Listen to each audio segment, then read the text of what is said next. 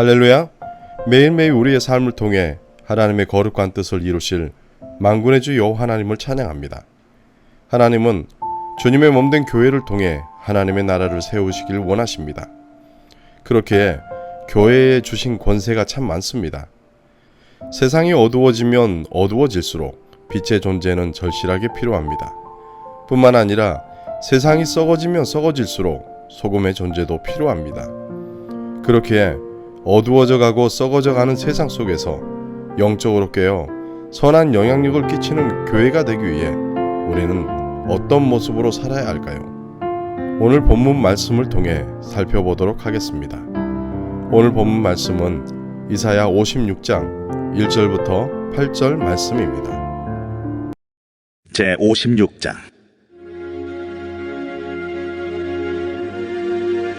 여호와께서 이와 같이 말씀하시기를 너희는 정의를 지키며 의를 행하라. 이는 나의 구원이 가까이 왔고 나의 공의가 나타날 것임이라 하셨도다. 안식일을 지켜 더럽히지 아니하며 그의 손을 금하여 모든 악을 행하지 아니하여야 하나니 이와 같이 하는 사람, 이와 같이 굳게 잡는 사람은 복이 있느니라. 여호와께 연합한 이방인은 말하기를 여호와께서 나를 그의 백성 중에서 반드시 갈라내시리라 하지 말며 고자도 말하기를 나는 마른 나무라 하지 말라. 여호와께서 이와 같이 말씀하시기를 나의 안식일을 지키며 내가 기뻐하는 일을 선택하며 나의 언약을 굳게 잡는 고자들에게는 내가 내 집에서 내 성 안에서 아들이나 딸보다 나은 기념물과 이름을 그들에게 주며 영원한 이름을 주어 끊어지지 아니하게 할 것이며 또 여호와와 연합하여 그를 섬기며 여호와 이름을 사랑하며 그의 종이 되며 안식일을 지켜 더럽히지 아니하며 나의 언약을 굳게 지키는 이방인마다 내가 곧 그들을 나의 성산으로 인도하여 기도하는 내 집에서 그들을 기쁘게 할 것이며 그들의 번제와 희생을 나의 제단에서 기꺼이 받게 되리니 이는 내 집은 만민이 기도하는 집이라 일컬음이 될 것임이라. 이스라엘의 쫓겨난 자를 모시는 주 여호와가 말하노니 내가 이미 모은 백성 외에 또 모아 그에게 속하게 하리라 하셨느니라. 신앙은 방향성의 문제입니다. 우리가 어떤 것을 지향하느냐가 우리의 믿음을 좌우합니다. 그렇게 우리가 좋은 신앙을 유지하기 위해서는 하나님 한 분만을 바라보아야 합니다. 본문은 특별히 회복의 날에 임박한 이스라엘에게 하나님이 기뻐하시는 신앙인의 모습이 무엇인지를 제시하고 있습니다. 먼저 1절에서 하나님께서 너희의 정의를 지키며 의를 행하고라고 요구하고 계십니다. 그 이유는 나의 구원이 가까이 왔고 나의 공의가 나타날 것임이기 때문입니다. 이것은 1차적으로 바벨론 포로들에게 주시는 하나님의 약속이지만 궁극적으로 하나님의 구원의 약속을 확신하는 모든 믿음의 성도들에게 주시는 약속이기도 합니다. 하나님은 믿음의 백성에게 정의를 지키고 의를 행하라고 하십니다. 이것은 우리가 하나님의 백성이기에 하나님이 거룩하신 것처럼 우리 역시 거룩해야 하는 것은 당연한 일입니다. 우리는 누가 뭐라 해도 하나님의 은혜로 구원받은 성도입니다. 그렇게 구원에 합당한 삶을 살아야 합니다. 이것을 위해 우리에게 율법을 주십니다. 우리는 우리 스스로 죄의 수렁에서 나올 수 없습니다. 그렇게 우리를 구원하신 은혜가 얼마나 큰지를 알게 하시는 것입니다. 뿐만 아니라 그 은혜를 알기에 우리는 그 구원에 합당한 삶을 살아가야 합니다. 계속해서 2절은 하나님의 구원을 받은 백성이 마땅히 해야 할 바를 진술합니다. 정의를 지키고 의를 행하는 삶을 사는 것은 안식을 지키는 것이고 모든 악을 행하지 않는 것입니다. 그런데 2절 원문에서는 그 시작을 복이 있다라고 시작합니다. 다시 말해 진정한 행복을 하나님의 율법 안에서 주어진다는 것입니다. 우리가 하나님의 은혜로 구원을 얻었다면 그 증거는 반드시 삶의 열매로 나타나야 합니다. 왜냐하면 하나님께서 우리를 구원하신 목적이 우리를 하나님이 거룩하신 것 같이 거룩하게 빚어 가시기를 원하시기 때문입니다. 그렇게 하나님의 말씀을 기뻐하고 그 말씀에 믿음으로 순종하는 삶을 살아가야 하겠습니다. 기억하십시오. 좋은 나무는 좋은 열매를 맺습니다. 우리가 구원받기 위해 공의를 실천한 것이 아니라 우리가 구원받았기에 공의를 실천하는 것임을 잊지 마십시오. 이것이 우리를 구원하신 하나님의 목적입니다. 이 시대가 아무리 약해도 정의로움을 잃지 마십시오. 오늘 하루의 삶 가운데서도 하나님의 말씀을 실천하는 일에 게을리하지 마십시오. 경건한 삶을 위해 최선을 다하는 은혜가 있기를 기도합니다. 3절에 고자가 말하기를 나는 마른 나무라 하지 말라는 표현이 있습니다. 이것은 여호와의 총회에 절대로 들어갈 수 없는 사람을 상징합니다. 마른 나무라는 것은 어떤 소망도 기대할 수 없는 상태를 이야기합니다. 한마디로 생명의 소망도 구원의 소망도 없는 자입니다. 그러나 이러한 자들도 하나님의 말씀을 사랑하고 하나님의 언약을 붙든다면 하나님이 베푸시는 은혜 안에 차별 없음을 이야기합니다. 이처럼 우리 하나님은 사람의 외모나 처지를 보지 않으십니다. 하나님이 보시는 것은 하나님을 얼마나 사랑하고 그 말씀 앞에 얼마나 순종하느냐의 문제입니다. 우리의 인생이 때로는 마른 나무와 같이 소망이 없을 수도 있습니다. 그러나 우리가 하나님과 연합하게 된다면 어떤 절망도 이겨낼 수 있는 견고한 소망이 주어짐을 잊지 마십시오. 아브라함은 75세가 되도록 자녀가 없었습니다. 마른 나무와 같은 처지에 놓이게 되었습니다. 아내인 사라 역시 경수가 끊어진 상태였습니다. 그러나 하나님과 연합함을 통해 100세에 하나님의 약속의 후사인 이삭을 낳습니다. 이것은 하나님이 하신 것입니다. 그렇게 기억하십시오. 아무리 소망 없는 삶의 현장에 놓여 있다 할지라도 하나님과 연합하는 자는 소망을 품게 됩니다. 왜냐하면 우리 하나님은 능치 못할 일이 없기 때문입니다.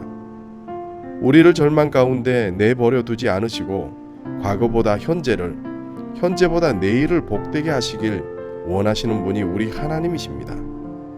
그러니 우리 하나님만 신뢰하며 연합하는 삶을 살아가시길 바랍니다. 계속해서 5절은 우리가 하나님께 받은 귀한 선물은 바로 영생이라는 것입니다. 비록 이방인이라 할지라도 하나님을 사랑하고 계명을 순종하면 하나님의 은총을 받을 것이고 이스라엘보다 못한 대우를 받지 않는다는 것입니다. 여기서 내 집, 내 성 아니라고 표현하는 것은 하나님과 연합함을 통해 누리게 되는 생명과 축복을 지칭합니다. 그런데 고자와 같던 그들이 성 안에 있는 자녀보다 더 나은 기념물과 영영한 이름을 주시겠다고 합니다. 고자는 자녀를 낳을 수 없습니다. 그런데 그들에게 영영한 이름을 주시겠다고 합니다. 그들에게 자녀보다 나은 기념물을 주시겠다는 것입니다. 우리도 이 땅을 살아가다 보면 소망하는 것들이 있습니다. 그리고 그것이 이루어지지 않을 때 우리는 절망하게 됩니다. 그러나 우리가 소망해야 할 것은 하나님이 주시는 언약의 선물은 세상의 어떤 것과 비교할 수 없는 영생이라는 것입니다. 이처럼 하나님을 사랑하며 하나님께 연합한 이방인은 하나님의 이름을 부르며 성전에서 예배할 것입니다. 뿐만 아니라 안식을 지키며 하나님의 언약을 소중하게 여기며 하나님과 교제하는 기쁨을 누릴 것입니다.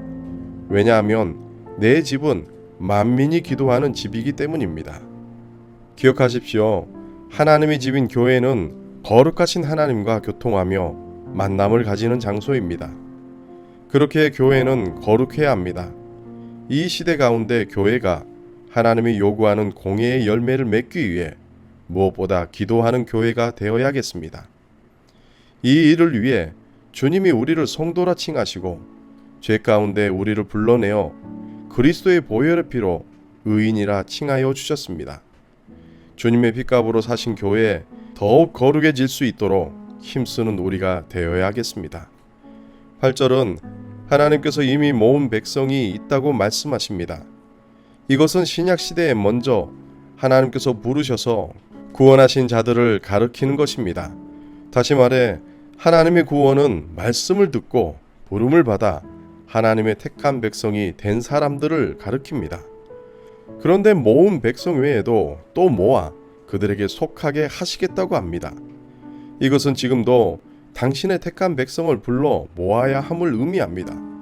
아무리 이 세대가 죄악으로 관영해 있어도 하나님께서 심판하시지 않는 이유도 여기에 있습니다. 기억하십시오. 우리는 먼저 부름받은 하나님의 택하신 성도입니다. 그렇게 아직 남아있는 하나님의 택하신 백성을 불러 모아야 하는 사명이 우리에게 있습니다. 이 일을 위해 우리 주님이 담당하셨고 그분을 따르는 제자들뿐 아니라 믿음의 선친들이 담당하였기에 우리 역시 믿음으로 감당해야 합니다. 사람은 누구나 자신이 잊혀지는 것을 두려워합니다. 되도록이면 더 많은 사람에게 더 오랫동안 기억에 남고 싶어 합니다. 그러나 우리는 이 땅 가운데 우리의 삶의 흔적을 영원히 남길 수 없습니다. 하나님을 적극적으로 믿고 최선을 다하는 자는 하나님이 기뻐하십니다. 그의 삶이 이 땅에서는 부하건 가난하건 또 유명하든지 무명하든지 때로는 높은 자리에 있든지 낮은 자리에 있든지 그 모습은 상관없이 영원하신 하나님의 생명책에 기록되고 영원히 기억될 것을 잊지 마시길 바랍니다. 그렇게 오늘도 하나님과 연합한 자답게 하나님의 말씀에 순종하며 안식일을 거룩하게 지키며 하나님을 기쁘게 하는 믿음의 성도로 살아가길 주님의 이름으로 축원합니다. 함께 기도하시겠습니다. 사랑과 은혜가 충만하신 아버지 하나님, 말씀을 통해 하나님과 연합에 대해 믿음의 도전을 주시니 감사합니다. 하나님과 연합한 사람은 하나님 말씀 따라 사는 사람입니다. 이 하루도 온전히 주님을 기쁘시게 하는 하루 되게 도와주시옵소서. 말씀 따라 믿음으로 순종하게 하여 주시옵소서. 내 안의 탐욕도 교만도 나태함도 제거하여 주시고 주님과의 하나됨을 통해 하나님의 거룩한 일을 감당하는 믿음의 성도 되게 도와주시옵소서. 하나님을 사랑하는 것만큼 많은 영혼을 주께로 인도하는 믿음도 주시고 은혜도 더하여 주시옵소서. 감사드리며 예수님의 이름으로 기도합니다. 아멘.